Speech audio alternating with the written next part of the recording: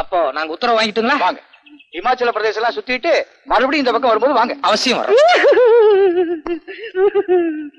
யாருங்க இவரு? என்ன தப்புன்னு இப்படி கட்டி போட்டு வச்சிருக்க? ராத்திரி பூரா புலம்பிட்டே இருந்தாரு. அதானே பாவம், சோறு தண்ணி கூட இல்ல போல் இருக்கு. இல்ல நேத்துல இருந்து இந்த ஆள் பேர் சூனாப்பானா. இந்த ஆளுக்கும் எனக்கு எந்த விதமான சம்பந்தமும் இல்லங்க. ஆனா எனக்கு பைத்தியம் முடிச்சிருச்சுன்னு பேப்பர்ல விளம்பரம் கொடுத்து அசிங்கப்படுத்திட்டான். இவருக்கும் உங்களுக்கும் எந்த சம்பந்தமும் இல்லையா? பின் எதுக்காக உங்க போட்டோ பேப்பர்ல விளம்பரம் கொடுக்கணும்? அதான் எனக்கும் புரியல. இதே மாதிரி ஒரு சம்பவம் மேற்கு தொடர்ச்சி மலையிலயும் நடந்ததுல. கரெக்ட். இந்த மாதிரி நேரத்துலதான் நீங்க ஒரு வக்கீல் மாதிரி யோசனை பண்ணும். வக்கீல் மாதிரியா? ஆமா, எப்பவுமே வக்கீல் மூலதான் தண்ணி மாற எங்க வேணாலும் பாயும். புரியல. விளக்கம் சொல்றேன். அதாவது என்ன மாதிரி ஒரு வாலிபன் ஒரு போட்டோ கடைக்கு போய் அங்க உங்கள மாதிரி ஒரு அழகான பொண்ணோட போட்டோ பாக்குறான். உடனே மதிமயங்கி கட்டினா இந்த பிள்ளை தான் கட்டுறது, இல்லன்னா வாழ்க்கையில கல்யாணமே கிடையாது அப்படின்னு சொல்லி முடிவு பண்ணிடுறான். ஆனா அந்த பொண்ணோட அட்ரஸ் தெரியாது. எப்படி அட்ரஸ் கண்டுபிடிக்கும் சொல்லி இவன மாதிரி ஒரு முட்டாள்கிட்ட ஐடியா கேட்கறான்.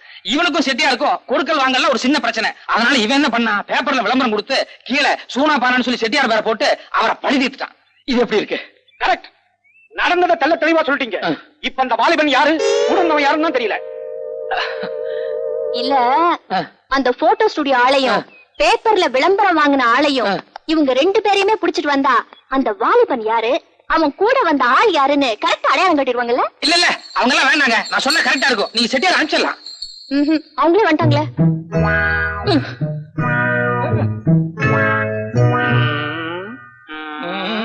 வணக்கம்மா. உங்க போட்டோ கடைக்கு வந்து என் போட்டோ விலை கொடுத்து வாங்கினது இந்த ஆளான்னு கொஞ்சம் பாருங்க. இல்லைங்க, அவுத்துடுங்க. இரு, உங்க பேப்பர்ல விளம்பரம் கொடுத்தது. ஐயோ, உங்க பேப்பர்ல விளம்பரம் கொடுத்தது இவர்தானா? அவுத்துடுங்க. ஐயோ சாரி, ரொம்ப சாரி. என் பொண்ணு தப்பு பண்ணிட்டான். இவங்க ரெண்டு பேரையும் நீங்க ரெண்டு பேரும் இதுக்கு முன்னாடி வேற எங்கயாவது பாத்துருக்கீங்களா?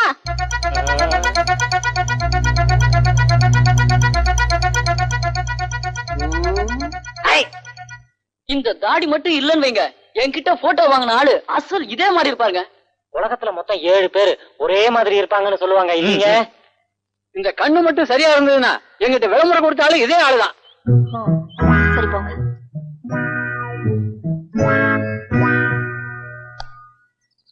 உலகத்துல மொத்தம் 7 பேர் ஒரே மாதிரி இருப்பாங்கல்ல? ஆமா ஆமா ஆமா ஆமா.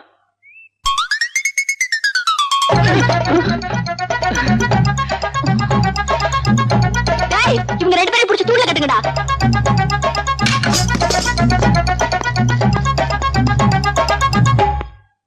ஏன் செட்டியாரே, அவங்களும் நெருஞ்சிப்பேட்டைக்காரங்க தானா? ஆமாமுங்க, எங்க பையன் உங்க பொண்ணு போட்டாவே எங்கேயோ போட்டா கடையில வச்சு பாத்துருக்கான். பொண்ண ரொம்ப பிடிச்சு போச்சு. யாரு என்னங்கிற விவரம் தெரிஞ்சுக்கிறதுக்காக போட்டாவை பேப்பர்ல போட்டு அதுல பாவம் செட்டியார வேற வம்பல் அழுத்து விட்டுட்டான். வம்புனாலும் சாதாரண வம்பு இல்லைங்க. வேட்டி சட்டையை அவுத்துட்டு திருடனை கட்டி போடுற மாதிரி பந்தக்கால கட்டி போட்டாங்க. நாள் பூரா பட்னி. ரொம்ப சாரிங்க.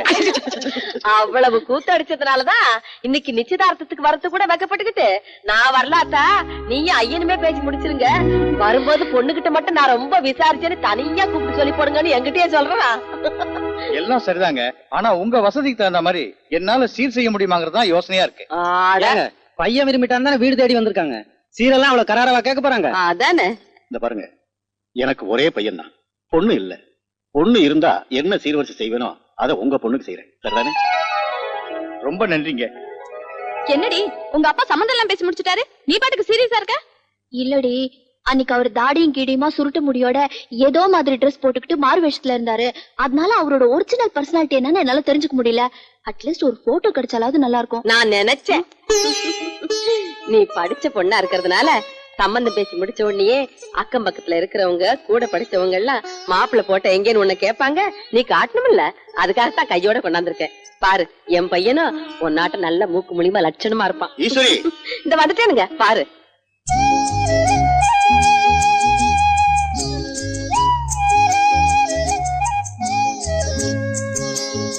இந்த மாதிரி நேரத்துலதான் நீங்க ஒரு வக்கீல் மாதிரி யோசனை பண்ணணும். மாப்பிள்ள பெரிய வக்கீல் போல இருக்க. என்னடி சொல்லவே இல்ல? எனக்கே இப்பதானே தெரியும். நான் பிஎஸ்சி படிச்சதுனால படிச்ச மாப்பிள்ளையே கல்யாணம் படிக்கணும்னு ஆசைப்பட்டேன். நல்ல வேலை அப்படியே அமைஞ்சிருச்சு.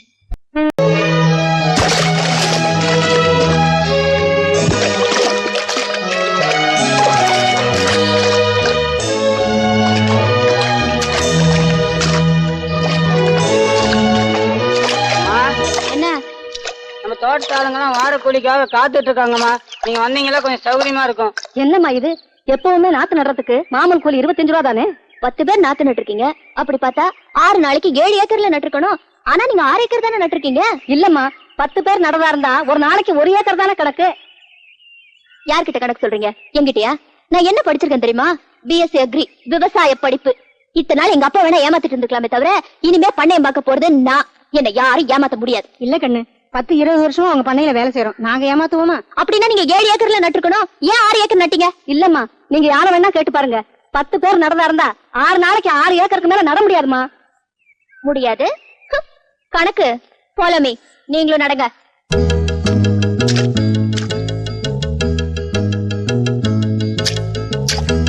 அந்த நாத்த கொண்டாயா. கணக்கு அந்த ஸ்டாப் வாட்ச் எடுங்க. நீங்களே வச்சுக்கோங்க. நான் ஆன் பண்ண சொன்னதும் கரெக்டா ஆன் பண்ணும். ரெடியா? ஆன் பண்ணுங்க.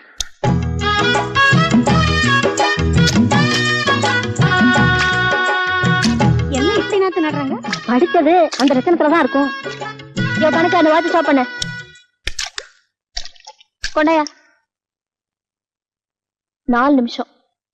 4 நிமிஷத்துக்கு ஒரு கத்தைன்னா ஒரு நாளைக்கு 8 மணி நேரத்துக்கு 120 கத்தை ஆகுது. That means 120 into 6 for 10 members equal. 6 நாளைக்கு 7 ஏக்கர் தாராளமா நடலாம். நடலாம். அதுலயும் அம்மா நடுற அழகு இருக்கு. அந்த அழகு இங்க இருக்க வேற யாருக்காவது வருமா என்ன? அம்மா இன்னொரு கத்தை எடுங்கம்மா, பாத்துக்கிட்டே இருக்கலாம் போல இருக்கு. நீ சும்மா இருக்கியா?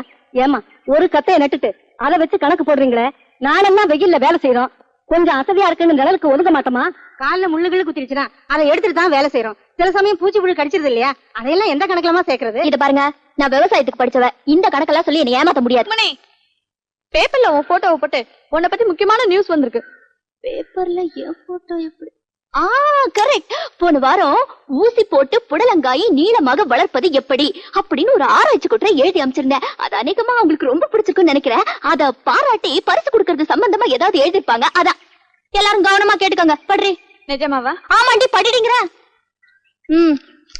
காணவில்லை. காணவில்லையா? என்ன புடலங்காயா?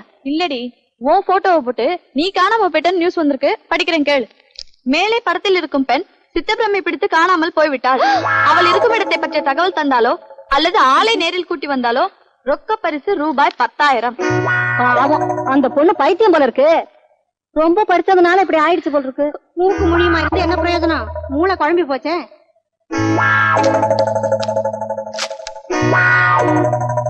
இப்படிக்கு சூனாப்பானா நெருஞ்சிப்பேட்டை. ஏப்பா வெங்கடேஷ் ஐயா, முந்தா நேத்து வீட்டு மன விற்பனைக்குன்னு சொல்லி பேப்பர்ல விளம்பரம் கொடுக்க சொல்லியிருந்தானே, குடுத்தியோ? கொடுத்தாச்சுங்க. சரி, கடையை பத்திரமா பாத்துக்கோ.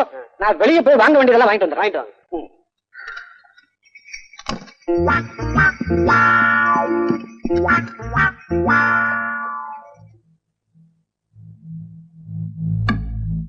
சூனாப்பானா அடகு கடை. நான் தான் சொன்னாப்பானா. அப்படிங்களா? நீங்க தான் விளம்பரம் கொடுத்தீங்களா? ஆமா. ரொம்ப சந்தோஷம். என்ன பாக்குறீங்க? இல்ல, டயர் பஸ் ஸ்டாண்ட் மாதிரி சத்தம் கேட்டது, அதான் பார்த்தேன். சத்தம் இங்க வரல, அங்க பாருங்க. ஐயா, உன்னை பார்த்தா பெரிய மனுஷன் மாதிரி தெரியுது. என்ன ஒரு நெஞ்சல் தோறுதா பேப்பர்ல அப்படி ஒரு விளம்பரம் கொடுத்தா? பேசாத. என்ன சொல்லி விளம்பரம் கொடுத்த? எனக்கு சித்தப்பிரம சரியில்லையோ? என்ன பார்த்து உனக்கு அப்படி தெரியுது? பயா.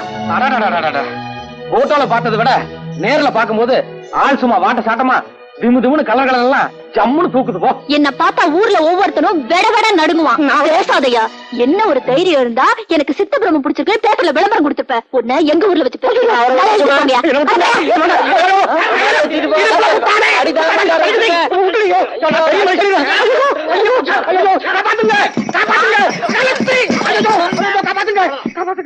அக்கிரமா இருக்கு.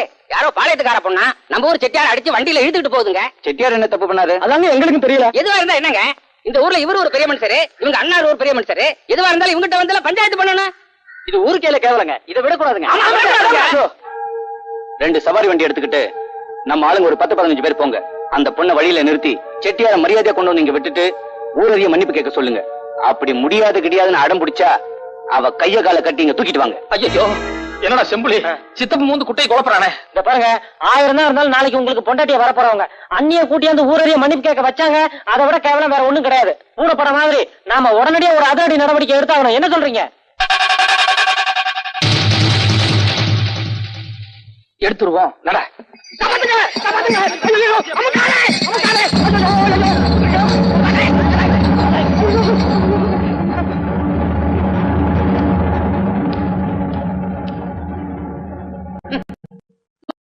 திருப்பி செட்டியார கொண்டாந்து எங்க ஊர்ல விட்டுட்டு ஊரறிய மன்னிப்பு கேட்க போறியா இல்லையா? மன்னிப்பா?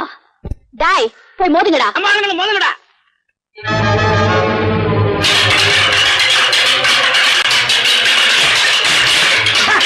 உங்க ஆளுங்க எப்படி அடி வாங்குறாங்க பாத்தீங்களா?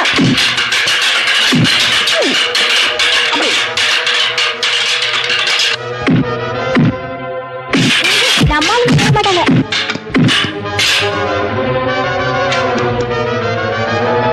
இப்ப என்னடி பண்றது? இப்ப புரியுதா? எல்லாம் வண்டியில இறங்கியா, குதிரையை திருப்பியா. திருப்பு. வா வா. என்ன உங்க ஊருக்கு கூட்டிட்டு போறீங்களா? இப்போ உன்ன எங்க வீட்டுக்கு கூட்டிட்டு போய் என்ன பண்ண போறோம் தெரியுமா? மாவாட்ட வைக்க போறேன். வாங்கயா. ஓடுறாங்களே. அடுத்தடி நமக்கு தான் விட போகுது. இருக்கு நம்ம ஓடிடலாம். வாங்க போயிடலாம். கரெக்ட். நம்ம இருக்கவே கூடாது. நம்ம ஒவ்வொரு நிமிஷம் கால தாமதமும் நமக்கு பேராபத்து உண்டாக்கும். எங்கே ஓடுற? ஆமா, உங்ககிட்ட கடன் வாங்கினவங்கள எல்லாம் போட்டோ பிடிச்சு வைக்கிறியாமே, நிஜமாவா? எப்படி தெரியும்? எப்படி தெரியுமா? ஓடு. வா. எந்த பக்கம் ஓடு? அந்த பக்கம் ஓடு. என்ன என்னையா சொன்ன? என்ன மாவாட்ட வெப்பனியா? இப்ப நான் ஒண்ணு வைக்கிறேன். இந்த ஆளு வண்டியில ஏறி போயா. ஏரியா. அப்ப உங்களுக்கு ரொம்ப நன்றி. நான் வரேன். இருங்க.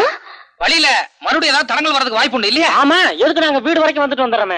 இல்ல அதெல்லாம் ஒண்ணும் நடக்காது. பரவாயில்ல. இல்ல மறுபடியும் தடங்கள் வரதுக்கு வாய்ப்பு உண்டு. ஆமா ஆமா. எதுக்கு இவ கூட வரது நல்லதா? அப்ப நீங்க அந்த வண்டியில வாங்க. இந்த வண்டி நல்லா இருக்கு. ஆமா, வண்டியும் நல்லா இருக்கு, வெள்ளை குதிரையும் நல்லா இருக்கு, மஞ்சள் குதிரையும் நல்லா இருக்கு. இல்ல ஒண்ணு இல்ல, நம்ம இந்த வண்டியிலே போயிருவோம். பேசிக்கிறேன். நல்ல வேலை என் பொண்ணை காப்பாத்தி கூட்டிட்டு வந்துட்டீங்க. இல்லாட்டி ஊருக்காரங்க கூட்டிட்டு போய் அவமானம்லாம் பண்ணிருப்பாங்க. இத பாருமா, நானும் ஊர்ல இல்லாத போது நீ இந்த மாதிரி போயிடக்கூடாது. அதுல பாருங்க, போன வாரம் கூட இதே மாதிரி தான் 2 பேர் அக்கா தங்கச்சிங்க ஒரு 10-15 ரவுடிங்க அப்படியே சுத்திக்கிட்டாங்க. அப்புறம் நாங்க உள்ள பூந்து அடிச்சு கிடிச்சு எப்படியே காப்பாத்திட்டோன்னு வைங்க. அதுல என்னாச்சுன்னா, அக்கா இவர்கிட்ட மனசை பறி கொடுத்துருச்சுங்க, தங்கச்சி எங்கிட்ட மனசை பறி கொடுத்துருச்சுங்க. நாங்க புறப்பட்டு வரும்போது 2 பேரும் அழுதாங்க பாருங்க. சும்மா மண்ல புரண்டு அப்படி ஒரு அழுக. அப்புறம் நான் போனா போதுன்னு தங்கச்சிக்கு ஒரே ஒரு முத்தம் கொடுத்து சமாதானப்படுத்திட்டு வந்தேன். அதுடா, பெண்களுக்கு எப்பவுமே இழகுன மனசு. நம்ம அவளுக்காக சண்டை போட்டு போராடம் இல்லையா, அதுல அவங்க இதயத்தை தொட்டுறோம். அதனால நம்ம கிட்ட மனசை பறி கொடுத்துறாங்க. அது சரிங்க, நாளைக்கு நீங்க புறப்படும் போது அந்த பொண்ணு மண்ணில் விழுந்து அழுக ஆரம்பிச்சதுன்னு வைங்க, அப்புறம் அதுக்கும் ஒரு முத்தம் கொடுத்துட்டு இருக்க முடியுமா என்ன? யோ, நீங்க 2 பேரும் எந்த ஊருக்கே போனோம்? வடநாட்டுல ஹிமாச்சல பிரதேசம். ரொம்ப தூரம் போய் சேரணும். சீக்கிரம் சாப்பிட்டு அடுத்த காலி பண்ணுங்க. ராத்திரி பயணம்ங்கிறது அவ்வளவு உசிதமானது இல்ல. இன்னைக்கு ராத்திரி இங்க தங்கிட்டு காலையில கோழி கூப்பிட போறதா நம்ம ஐடியா பண்ணிருக்கோம். ஆமா ஆமா. என்னது, ராத்திரி இங்க தங்குறதா? எங்க வீட்டுல அந்த வசதி எல்லாம் கிடையாது. சட்டு புட்டுன்னு சாப்பிட்டு உடனே கிளம்புறீங்க. இல்லீங்க, ஒரு சின்ன இடம் கிடைச்சா கூட போதும். நாங்க அனுசரிச்சு இருந்துக்கிறோம். ஒன்னும் அனுசரிக்க வேணாம். சாப்பிட்டு முதல்ல கிளம்புங்க. ஏங்க நீங்க கொஞ்சம் எடுத்து சொல்லக்கூடாதா? சரி விடுமா, இன்னைக்கு ராத்திரி இங்க தங்கிட்டு காலையில நேரத்தோட புறப்பட்டு போட்டோம். ரொம்ப Dreams are made of fires. Who am I to disagree? என்னம்மா, நான் போய் படுக்கிறேம்மா. ஓகேப்பா, குட் நைட். அப்பா ஒரு நிமிஷம். அடுத்த வாரம் நான் பாம்பே போகணும்பா. பாம்பேயா? எதுக்குமா? இல்லப்பா, அடுத்த வாரம் அங்க ஹோலி பண்டிகைன்னு ஒண்ணு வருது. நம்ம ஊர்ல இந்த தீபாவளி பொங்கல் மாதிரி அங்க அது ரொம்ப விசேஷமான பண்டிகை. என் ஃப்ரெண்ட்ஸ் எல்லாம் கண்டிப்பா வரணும்னு சொன்னாங்க. நானும் சரின்னு சொல்லிருக்கேன்ப்பா. அது சரிம்மா, நீ எப்படிமா தனியா போவ? இல்லப்பா, நான் தனியா போல. நம்ம கீதா மாலதி 2 பேருமே என் கூட வராங்க. அப்ப சரி.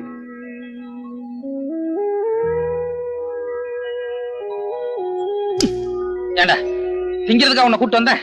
இன்னும் பேசலாம் கேட்டுட்டு இருந்தேன். என்னது கேட்டிருந்த? என்னமோ ஹோலி பண்டிகை ஈழி பண்டிகைங்கிறாங்க. என்னது அது? ஹோலி பண்டிகை இல்லைங்க, கோலி பண்டிகை. கோலி பண்டிகையா? அது என்னது கோலி பண்டிகை? அதாங்க நம்ம ஊர் மாரியாத்தாளுக்கு நோம்பி சாட்டும் போது மஞ்சள் தண்ணி ஊத்தி கொண்டாடுவோம்ல, அதேதான். ஓ, நம்மளுக்கு பிடிச்ச பொண்ணுக்கு மேல நம்ம மஞ்சள் தண்ணி ஊத்துவோம். அதே மாதிரி அவங்களும் அவங்களுக்கு பிடிச்ச ஆம்பளைங்க மேல மஞ்சள் தண்ணி ஊத்துவாங்களே, அதான். அதேதான், நம்மளும் வெறும் மஞ்சள் தண்ணி மட்டும் தான் ஊத்துவாங்க. ஆனா அங்க கலர் கலரா பவுடரு, கலர் கலரா தண்ணி, கலர் கலரா பொண்ணுங்க கூட பாக்குறதுக்கு அப்படி ஒரு அம்சமா இருக்குன்னு வைங்களேன்.